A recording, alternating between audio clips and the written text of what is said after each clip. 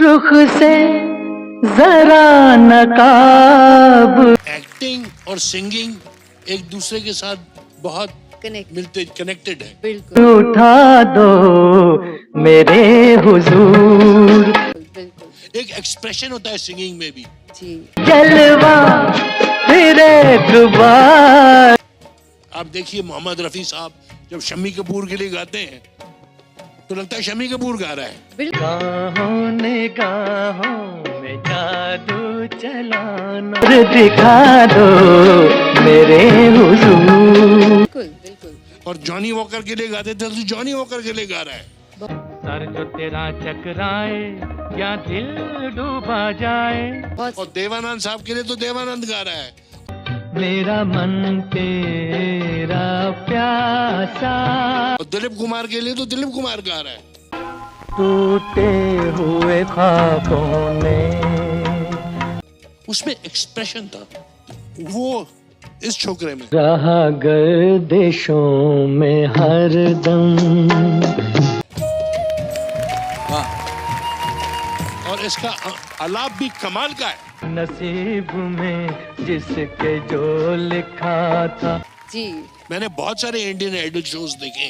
अब की बार ये नहीं बोल सकते हैं कि सिर्फ अरुणिता अच्छी है वो तेरी महफिल में काम आया। या धनेश अच्छे है, ये सब कमाल के हैं। किसी के हिस्से में प्यास आई।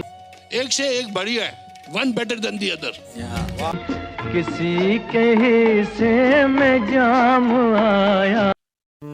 जी सर, मेरा नाम सलीम अहमद है। मैं उत्तराखंड के एक छोटे से शहर हल्द्वानी का रहने वाला हूँ। सर, बड़ी घोर गरीबी से निकल कर आया हूँ। ऑटो चलाता हूँ, ऑटो चलाकर अपने घर का खर्च चलाता हूँ। पूरा दिन टाइम नहीं मिलता। सुबह 6 बजे घर से निकल जाता हूँ और रात को 10-11 भी बज जाते हैं, कभी 12 भी बज जाते हैं। इतना कमा पाता हूं कि बस अपने परिवार का खर्च चला सकूं। सपने तो बहुत बड़े देखे हैं, लेकिन सपने पूरे करने के लिए आज के दौर में पैसे की बड़ी जरूरत पड़ती है सर, और पैसा मेरे पास है नहीं। यहां तक इस तरह से पहुंचा हूं, ये मेरा दिल ही जानता है। इतने लोगों से रिक्वेस्ट की है, इतने लोगों से कहा है कि मेरी हेल्प कीजिए, मेरी मदद कीजिए, मुझे मुंबई जाना है। इतनी बार चूका हूं सर यहां आने से। एक बार तो मेरे साथ ऐसा हुआ सर, एक बार मैं अपने शहर में एक छोटा सा प्रोग्राम ऑर्गेनाइज कर रहा था। मैं गाना गा रहा था। मुंबई से एक बड़े ही मशहूर आदमी नदीम श्रवण संगीतकार हैं, उनके साथ के एक म्यूजिशियन उस प्रोग्राम में शिरकत कर रहे थे। उन्होंने मेरी आवाज़ सुनी और आवाज़ सुनने के बाद उन्होंने मुझे मुंबई आने की दावत दी।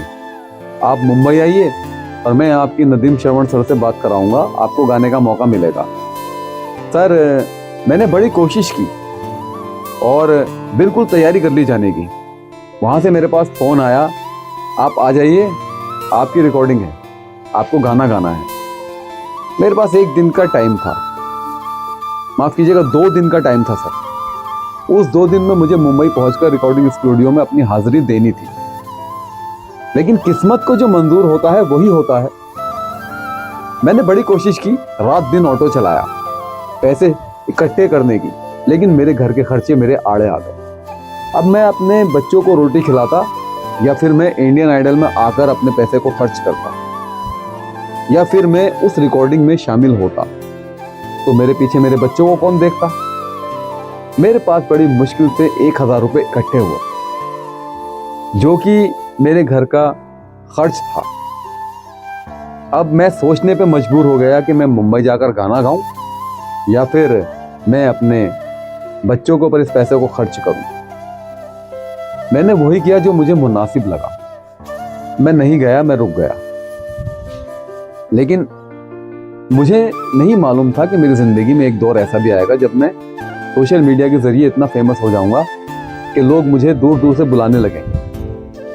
फिर सर, यहाँ आपके सामने इसी तरह से मेरा आना हुआ है। पर मैं एक शेर सुनाना चाहता हूं, अगर इजाजत हो। जिंदगी कभी तो मुझे भी मौका देगी, जिंदगी कभी तो मुझे भी मौका देगी और इन अंधेरों से उजाले की किरण फूटेगी। मैं हिम्मत नहीं हारूंगा, चला ही चलूंगा, चलता ही चलूंगा। मील का पत्थर नहीं देखूंगा, सिर्फ देखूंगा तो अपनी मंजिल, और उस मंजिल पर एक दिन जरूर पहुंचूंगा। जिंदगी कितनी दर्द भरी है, कितना सताने वाली है, कितना थकाने वाली है, कितना परेशान करने वाली है। ये मेरे दिल से पूछो। मेरे दिल में कितना दर्द है, कितनी तकलीफ है, कितनी तन्हाई है, ये किसी ने नहीं देखा।